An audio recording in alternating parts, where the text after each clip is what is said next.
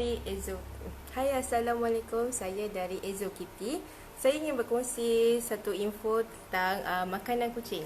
Makanan kucing ni kita ada banyak jenis. Ada yang jenis kering, ada yang wet food. Biasanya yang kucing akan makan adalah yang makanan kering. Bila makanan kering ni ada banyak jenis. Ada yang berwarna, ada yang warna coklat je, ada warna pink, hijau, semua tu ada. Tapi bila tentang makanan berwarna ni, dia mesti ada pewarna tambahan, mesti ada garam tambahan. Kira perasa lah, perasa. Ada pewarna, ada perasa. Bila ada dua benda ni, makanan ni bahaya sebenarnya. Boleh mengakibatkan kucing-kucing ni ada batu karang. Jadi bila ada batu karang ni, kesianlah kucing akan sakit. Bila sakit ni mesti tuan akan bawa pergi klinik, sama ada pergi klinik kerajaan ataupun klinik swasta. Bila pergi klinik swasta, mesti kos rawatan dia adalah tinggi. Paling-paling pun mesti 800 ke atas mesti. Bila dah mahal tu, membebankan tuan punya kucing nak bawa pergi dekat klinik lah. Bila paling sedih sekali kalau kucing yang kena batu karang tu, dia mati, tak dapat diselamatkan. Tu sedih lah kalau tak dapat diselamatkan. Bila dah kena sakit batu karang, dah buat pembedahan, mesti kena beli makanan untuk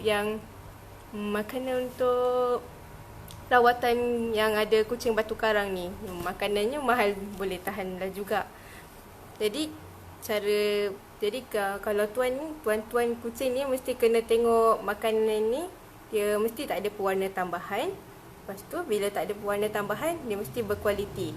Walaupun dia tak ada pewarna, mungkin garam dia tinggi. Jadi tuan-tuan kena tengok, korang semua kena tengok lah makanan tu, daripada ingredient dia, ada garam dia kuantitinya macam mana. Kalau okey, kurang, okey lah maksudnya. Jadinya cara kita nak tahu makanan tu ada garamnya tinggi atau tak, kalau kucing tu bila asyik makan, dia mungkin akan rasa haus, sentiasa haus. Mesti dia nak air, dia akan cari air kat mana-mana lah. Kat bilik air ke, kat longkang ke, dia akan cari air. Jadi bila dia selalu haus, maksudnya confirm makanan tu ada lebih garam. Jadi nanti mesti kucing tu akan kena batu karang. Bila kena batu karang tu, mestilah nak kena pergi klinik, nak kena kos rawatan yang mahal tu. Jadi tuan punya kucing ni semua kena lah mencegah lebih baik daripada mengubati. Kalau korang